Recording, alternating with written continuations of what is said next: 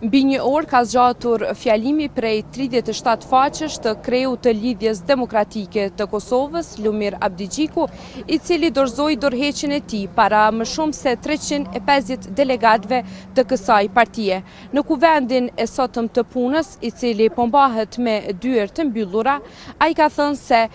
merr përgjegjësinë për rezultatin e zgjedhjeve të 28 dhjetorit dhe po ashtu tha se i vjen keq për rezultatin i cili është arritur në këto zgjedhje. Po ashtu, kreu i LDK-s Lumir Abdigjiku tha se i takon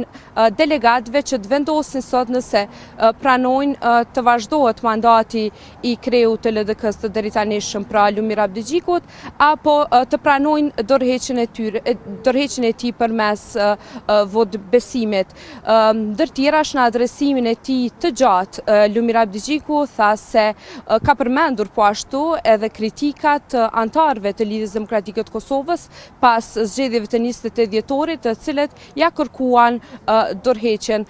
Mes tjerash, ai tha se i vjen keq për këtë rezultat i cili është arritur, por tha se gjithashtu LDK-ja, por edhe kuvendi i punës duhet të dërgojë sot një mesazh dhe të bëhet thirrje për një rregullim të brendshëm të partisë.